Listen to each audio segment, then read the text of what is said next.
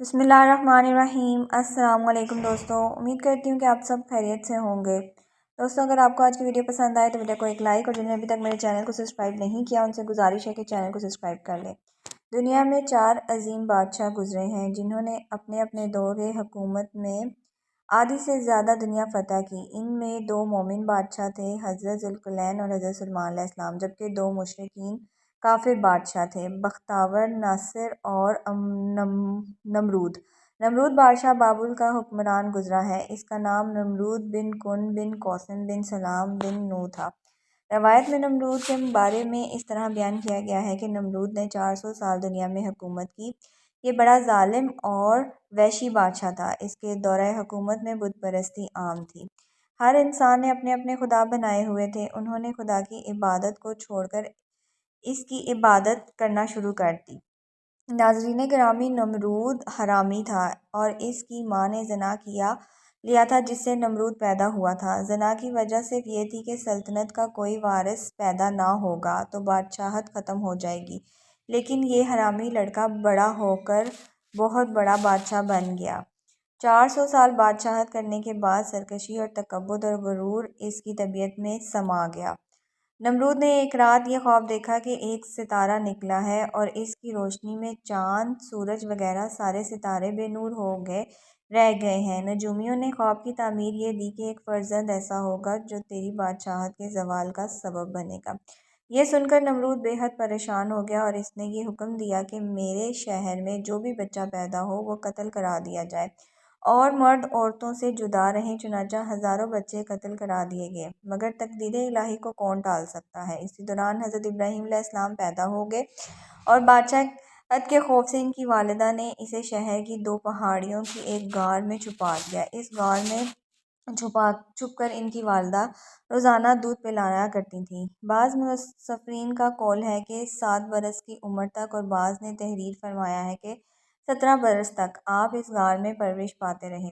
دوسری طرف سرکشی، وحشیت عام تھی۔ نمرود کے دور میں کوئی ایک خدا کو ماننے کے لیے تیار ہی نہ تھا۔ نمرود لوگوں کو کہتا کہ میں آپ کا خدا ہوں۔ وہ ہر کسی کو اپنی عبادت کرنے پر مجبور کرتا۔ اسی دور میں صرف حضرت ابراہیم علیہ السلام ہی تھے جو ایک خدا پر یقین رکھتے تھے۔ وہ بتوں کی پوجا کرنے سے دوسروں کو منع کرتے تھے۔ خدا ایک ہے، صرف اس کی عبادت کرو، اس کے سوا کوئی عبادت کے لائق نہیں۔ نمرود قوم ایسی تھی جس پر حضرت ابراہیم علیہ السلام کے الفاظ کا کوئی اثر نہیں ہوتا تھا۔ ایک دن ایسا ہوا کہ حضرت ابراہیم علیہ السلام ان کے سب سے بڑے بت خانے میں چلے گئے۔ وہاں بے شمار بت پڑے تھے۔ حضرت ابراہیم علیہ السلام نے ان کے سب بتوں کو کلہاڑے سے توڑ دیا اور سب سے بڑے بت پر کلہاڑا رکھ دیا۔ جب نمرودی قوم اپنے بت خانے میں آئی تو انہوں نے دیکھا کہ سب کے سب بت پاش ہو گئے ہیں، بس ایک ہی بت بچا ہے جس کے کندھے پر کلہاڑا تھا۔ وہ اس وقت سمجھ گئے کہ یہ کام حضرت ابراہیم کا ہے، کیونکہ وہ ہمارے بتوں کے خلاف ہیں اور وہ بتوں کی بجائے ہم سب کو ایک خدا کی عبادت کرنے کا حکم دیتے ہیں۔ نمرودیوں کو حضرت ابراہیم علیہ السلام پر بہت بڑا غصہ آیا۔ انہوں نے اپنے بادشاہ کو حضرت ابراہیم علیہ السلام کی اس حرکت کے بارے میں بتایا۔ حضرت ابراہیم علیہ السلام نے ہمیں سب بتوں کو پاش کر دیا ہے۔ نمرود نے کہا کہ خدا تو میں ہوں، وہ کون ہوتا ہے جو لوگوں کو مجھے سجدہ کرنے سے روکتا ہے اور بتوں کو پاش کرتا ہے۔ نمرود نے حکم دیا کہ ایک جگہ پر لکڑیاں اکٹھی کر کے آگ جلاؤ اور حضرت ابراہیم علیہ السلام کو اس آگ میں سزا کے طور پر پھینک دو۔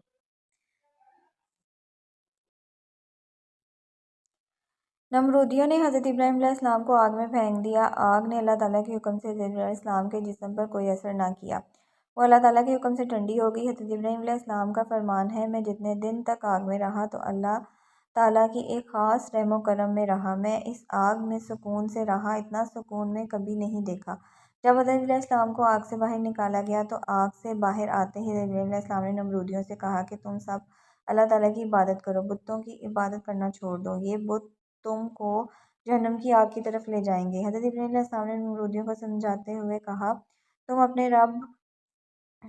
تم اپنے بیہودہ کاموں سے باز آ جاؤ اور ایک خدا کی عبادت کرو۔ نمرود پر حضرت ابراہیم علیہ السلام کی کسی بات کا اثر نہ ہوا۔ نمرود نے حضرت ابراہیم علیہ السلام کو کہا کہ میں نمرود خدا ہوں۔ پھر نمرود نے حضرت ابراہیم علیہ السلام سے کہا کہ تمہارا خدا کون ہے؟ حضرت ابراہیم علیہ السلام نے فرمایا، میرا خدا اللہ تعالیٰ ہے جو ہر کسی کو ज़िंदगी मौत देने वाला है, जो पूरी कायनात और आसमान और ज़मीन का मालिक है। जब इब्राहीम ने ये बात कही तो नमरूद ने मुस्कुराते हुए कहा, ये सब काम तो मैं भी कर सकता हूँ। नमरूद बादशाह ने 2 कैदियों को बुलाया जिनको सजाए मौत हो चुकी थी। इनमें से नमरूदी ने एक को मार दिया और दूसरे को आज़ाद कर दिया। ये काम करने के बाद नमरूद हज़रत इब्राहीम अलैहिस्सलाम को कहने लगा, ये देखो मैं खुदा हूँ, मैंने एक को मौत के घाट उतार दिया और दूसरे को जिंदा छोड़ दिया। इस तरह नमरूद हज़रत इब्राहीम अलैहिस्सलाम के सामने बेशुमार दलीलें देते हुए कहने लगा, असली खुदा तो मैं हूँ, अब बता तेरा खुदा कौन है। हज़रत इब्राहीम अलैहिस्सलाम ने फरमाया कि मेरा खुदा वो है जो सूरज को मशरिक़ से तलूब करता है और मगरिब में ग़ुरूब करता है। अगर तू खुदा है तो सूरज को मगरिब से तलूब कर। हज़रत इब्राहीम अलैहिस्सलाम की ये बात सुनकर नमरूद बेबस हो गया और कोई जवाब न दे सका। इस तरह नमरूद अपनी सारी कौम के सामने ज़लील हो गया। इससे पहले भी कई बार हज़रत इब्राहीम अलैहिस्सलाम ने नमरूद को खुदा की इबादत करने और खुदा को एक मानने का हुक्म दे रखा था। नमरूद पर हज़रत इब्राहीम अलैहिस्सलाम की बातों का कोई असर न हुआ। चुनांचे हज़रत इब्राहीम अलैहिस्सलाम ने कई बार नमरूद को दीन हक़ को कबूल करने की दावत दी। नमरूद हज़रत इब्राहीम अलैहिस्सलाम की इस अमल से तंग आ चुका था। बादशाह नमरूद ने हज़रत इब्राहीम अलैहिस्सलाम से कहा कि अगर तेरा खुदा सच्चा है तो इसको कह दे कि मैं तेरे साथ जंग करना, इसको बोल दे कि अपने लश्कर ज़मीन पर उतारे जो मुझसे जंग करें। खुदा मैं नमरूद हूँ, मेरे सिवा कोई ही किसी में हिम्मत नहीं कि वो मेरा सामने खड़े हो जाए। नमरूद की ज़ुबान से अल्फाज निकलने ही थे कि हज़रत इब्राहीम अलैहिस्सलाम की बारगाह में हज़रत इब्राहीम अलैहिस्सलाम तशरीफ़ लाए और फरमाने लगे कि अल्लाह ताला का लश्कर जंग करने के लिए तैयार है। हज़रत इब्राहीम अलैहिस्सलाम ने यही अल्फाज नमरूद को कह दिया, अल्लाह ताला का लश्कर जंग करने के लिए तैयार है। हज़रत इब्राहीम अलैहिस्सलाम की बात सुनकर नमरूद ने जंग की तैयारी के लिए 3 दिन मांगे। अल्लाह ताला की तरफ से नमरूद को 3 दिन का वक्त दे दिया गया। 3 दिन तक नमरूद ने सारी दुनिया से बड़े बड़े जंगजुओं को बुलाया। वो नमरूद की तरफ से जंग लड़ने के लिए तैयार होकर आ गए। जब नमरूद का सारा लश्कर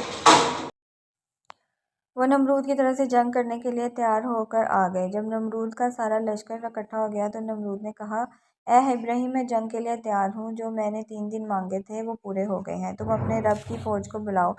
हज़रत इब्राहीम अलैहिस्सलाम अल्लाह ताला की बारगाह में दुआ की तो अल्लाह ताला ने नमरूद से जंग करने के लिए मच्छरों का लश्कर भेज दिया, जिसकी तादाद नमरूद के लश्कर से कई गुना ज़्यादा थी। अल्लाह ताला के भेजे गए मच्छर ने चंद ही लम्हे में नमरूदी फ़ौज पर हमला किया और फ़ौज का खून चूस लिया। नमरूद की फ़ौज में हड्डियाँ ही हड्डियाँ नजर आने लगीं। जब नमरूद ने अपने लश्कर की हालत देखी तो वो सब कुछ छोड़कर अपने महल की तरफ भाग गया और अपनी बीवी के कमरे में जाकर छुप गया। एक लंगड़ा मच्छर नमरूद का पीछा करते हुए इसके महल में दाखिल हो गया।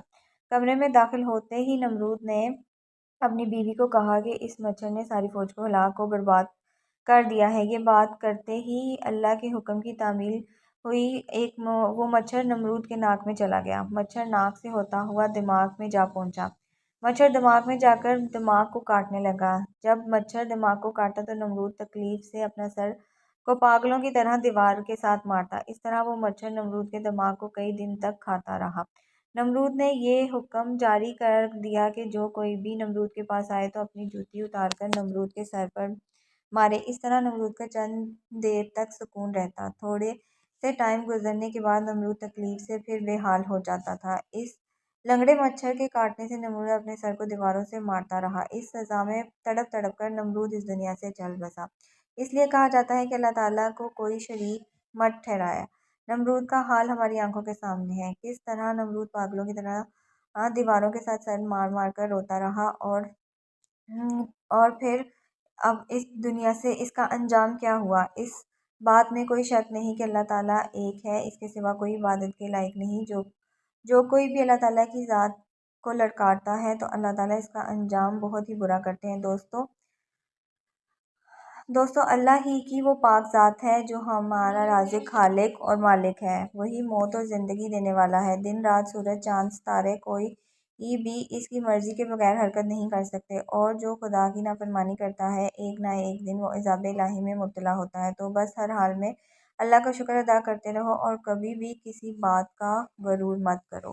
दोस्तों अगर आपकी वीडियो पसंद आई हो तो वीडियो को एक लाइक, जिन्होंने चैनल को सब्सक्राइब नहीं किया उनसे गुजारिश है चैनल को सब्सक्राइब कर लें, बेल के आइकन को प्रेस कर लें जिससे आपको लेटेस्ट वीडियो का नोटिफिकेशन मिलता रहे। दुआ में याद रखें, अपना बहुत सारा ख्याल रखें। इंशाल्लाह मिलती हूँ नेक्स्ट वीडियो में। अल्लाह हाफ़िज़।